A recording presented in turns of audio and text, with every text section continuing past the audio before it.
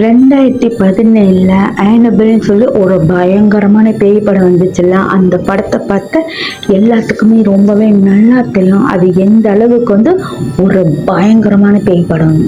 அந்த படத்துல வரும் இல்லையா அந்த பேய் பொம்மை, அந்த ஆனபிள்னு சொல்லி அந்த பொம்மை தான் மெயின் பேயே.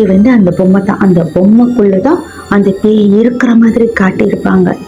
அந்த படத்தை உண்மையா நடந்த ஒரு கதையை பேஸ் பண்ணி தான் அந்த ஆனபிள் படத்தையே எடுத்திருப்பாங்க.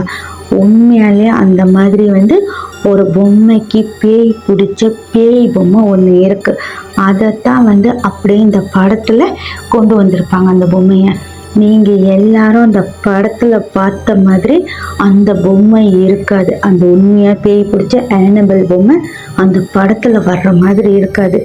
படத்துல இருக்கிறதுக்கும் நிஜத்துல அந்த உண்மையான பேய் பொம்மைக்கும் எவ்வளவோ டிஃப்ரெண்ட் இருக்கு. உண்மையான அந்த பேய் பொம்மையை யார் முதல் தடவை பார்த்தாலும் இந்த விஷயம் தெரியாதவங்க பார்த்தா இப்ப கூட நம்பவே மாட்டாங்க. நான் கூட முதல்ல அதை பார்க்கும்போது நம்பவே இல்லை. படத்துல அவ்வளோ பயங்கரமா இருந்த ஒரு பொம்மை ரியலா இருக்கிற இந்த பேய் பொம்மைக்கும் எவ்வளவோ வித்தியாசம். அதை பார்த்தா பயமே வராது. அந்த அளவுக்கு அமைதியா ஒரு பஞ்சு பொம்மையா இருக்கு.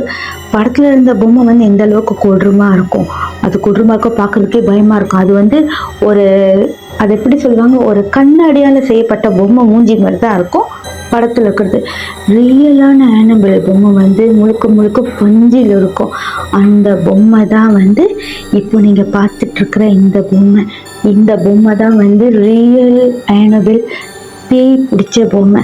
படத்துல வந்த பொம்மைக்கும் இப்போ நீங்க பார்த்துட்டு இருக்கிற இந்த பொம்மைக்கும் எவ்வளோ வித்தியாசம் இருக்கு. யாருனாலையுமே புதுசா அந்த பொம்மையை பத்தி தெரியாதவங்க பார்த்தா இதுக்குள்ள இருக்கிற அமானுஷமான கதையை நம்பவே மாட்டாங்க. ஏன்னா இவ்வளோ அமைதியா இருக்கு. அந்த பொம்மை பார்த்தாலே பயமா இல்லை. ஏன்னா இதுதான் உண்மையாலே பேய் பிடிச்ச அந்த பேய் பொம்மை ஆனபிள்.